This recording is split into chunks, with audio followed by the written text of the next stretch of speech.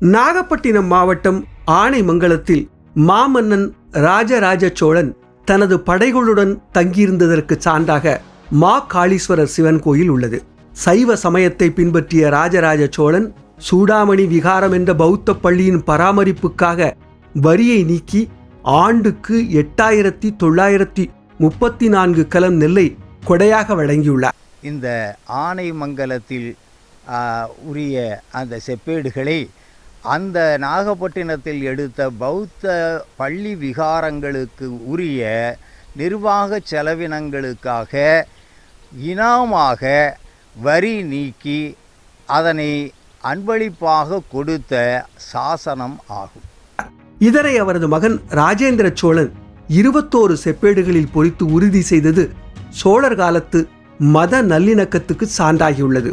தமிழ் மற்றும் சமஸ்கிருத மொழிகளில் சோழர்களின் அதிகாரப்பூர்வ புலி முத்திரையுடன் இணைக்கப்பட்டுள்ள இந்த செப்பேடுகள் 18ஆம் நூற்றாண்டில் டச்சுக்காரர்கள் ஆட்சி காலத்தில் நெதர்லாந்துக்கு கொண்டு செல்லப்பட்டன.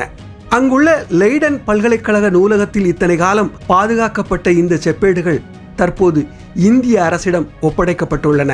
தாயகம் திரும்பியுள்ள இந்த செப்பேடுகளை அவை கண்டெடுக்கப்பட்ட நாகப்பட்டினத்திலேயே அருங்காட்சியகம் அமைத்து பார்வைக்கு வைப்பதோடு ராஜராஜ சோழன் தங்கியிருந்த மாகாளீஸ்வரர் கோயிலை புனரமைக்க வேண்டும் என்பது கோரிக்கையாக எழுந்துள்ளது.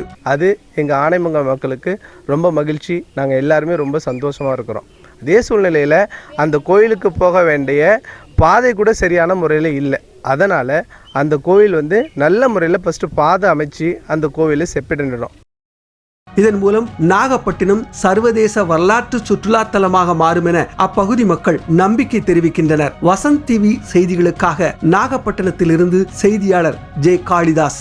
இந்தியா கொண்டு வரப்பட்டிருக்கிற சூழ்நிலையில் நமது தமிழக அரசானது அந்த செப்பேட்டினை தமிழகத்திற்கு கொண்டு வந்து அதனை தஞ்சாவூரில் வைத்து பாதுகாக்க வேண்டும் என்று நாங்கள் கோரிக்கை வைக்கிறோம்.